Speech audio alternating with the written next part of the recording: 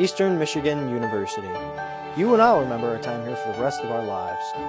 Remember it for the knowledge we attained, for the friendships cultivated, for the experiences we now treasure. Eastern has become an extension of ourselves, a piece of how we define who we are. But Eastern was here before us, and hopefully, with a little luck, it'll still be here long after we have left. We simply remember it as EMU. We remember our Eagles, but once it was Michigan State Normal School, and they were the Hurons. Much has changed here over the past 118 years. Today we'll look at what is supposed to stand the test of time, the foundation, all of the exquisite structures that most of us here take for granted. First we'll start with McKinney.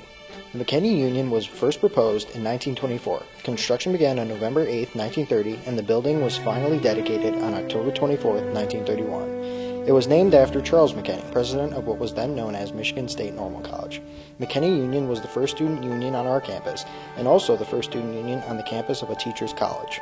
McKinney originally proposed the idea for a student union in 1924, and by 1928, the school had pledges totaling $350,000. However, due to the 1929 stock market crash and the Great Depression, only by 1930, $130,000 was actually collected. In 1963, an expansion began, and the enlarged union, now featuring a bookstore in the basement and a bowling alley, was rededicated on April 30, 1966. From 1992 to early 1993, the union was again renovated, adding a new roof, a first-floor bookstore, a bank, a food court, and barrier-free access. In the early 2000s, Eastern began to develop the idea to expand the union due to its limited services in comparison to the university's size. Original plans called for the expansion of McKinney, but plans were later dropped due to the large cost of renovating the existing building. In November 2006, the EMU Student Center opened on the north end of campus. Upon the opening of the EMU Student Center, McKinney Union was closed for another renovation. Since reopening, McKinney Union, now referred to as McKinney Hall, now contains career services, human resources, and veteran services offices.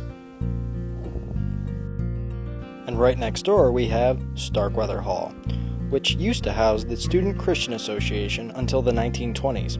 Several religious offices continued to use the building until 1976, but in 1976 it became the home of the Campus Interact program and other public relations services. It also housed the graduate school until 2007, but currently it houses the Honors College. Starkweather is the oldest building on campus. It is 3 days older than the adjacent Welsh Hall. Actually, original doorknobs remain in certain parts of the building, if you can believe it, bearing the initials of the Student Christian Association, or SCA. And now we'll turn in here one of the more interesting facets of Starkweather's history, the supposed haunting of Mary Starkweather. Mary Starkweather also built her mausoleum over there in Highland Cemetery.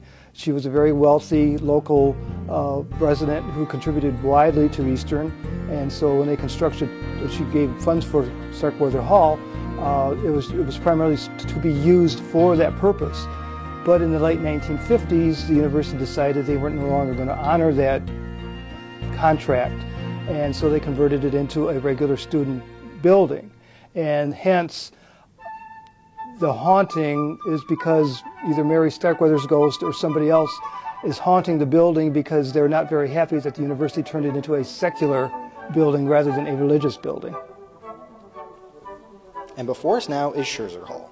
Many of you may think of it as just the art building, or that one with all the big windows.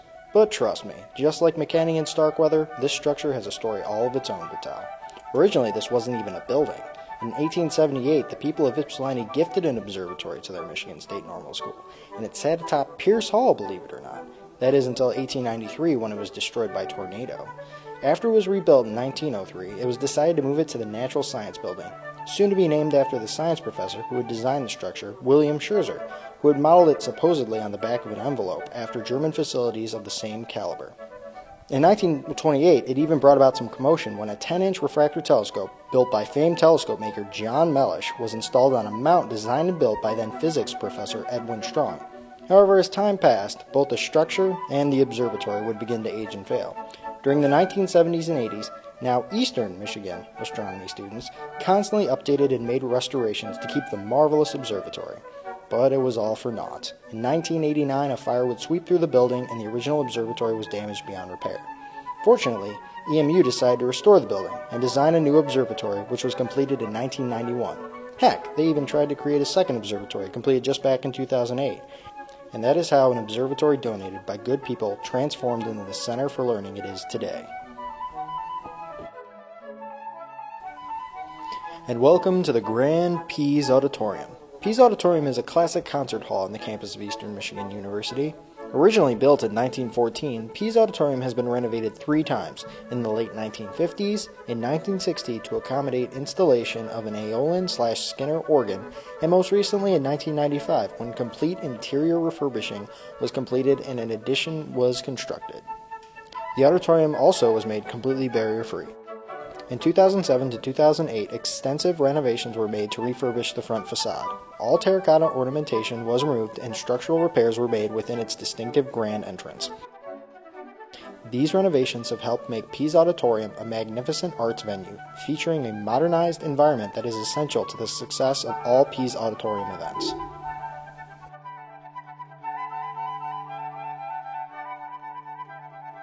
Actually, it started out as a major orchestra hall, not only for the city of Ypsilanti, but for Ann Arbor and the surrounding communities. We had people coming in from all over the world, orchestras coming in from all over the world to play at Pease. It was used also for commencements up until we had the Convocation Center built. It's still used for presidential inaugurations. When we have a new president come in, we don't have it at the Conversation Center. We still have the grand ceremony that goes from the center of campus and they walk across campus into Pease where the ceremony takes place and swearing in a new president.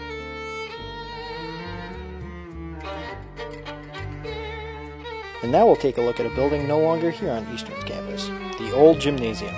The normal school's first building for the physical structure was built in 1862 near the current site of the Ford Hall. The wooden gymnasium, the first of its kind, was destroyed by fire in 1873. The next building for physical training stood next to the water tower, and the entire state legislature visited Ypsilanti in 1892 to make an inspection before donating $20,000 for the building. The red brick building featured 2 turrets and was divided completely in half, with the north half reserved for women and the south half for men. The gymnasium was opened in 1894 and received an addition in 1913. By 1961 it was in poor condition, necessitating 6 weeks of emergency repairs. No longer serviceable, it was demolished in 1965. The old gymnasium was built probably late 1800s, one of the first buildings on campus, kind of like based on a castle, brick mortar, bricks, sandstone. Gymnastics or gym wasn't really big back then, but the school realized the importance of physical activity. There was an inside track upstairs for the men's early track team. It was used probably until early to mid 1960s, and if, like everything else in those days, there was no historic preservation, so when a building started to get old, get worn down, whatever, there was never any steps to try to restore it and keep it up. So it was demolished in the mid-60s, and right now it's currently a parking lot. Today we journeyed through time and space and saw our university as it once was. We saw it slowly transform from Michigan State Normal School to the Eastern Michigan University we cherish. We learned more about the great history that shaped our fine institution into what it has become.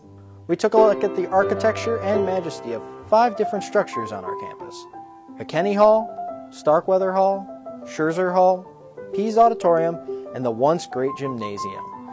But campus doesn't end there, and neither do the lessons this great university has to offer. If any former, current, or future Eagles are interested in learning more about their educational heritage, feel free to visit the Eastern Michigan University Archives, located on the 3rd floor of Holly Library. Our adventure together may have come to an end, but there are still many more to come for each one of you.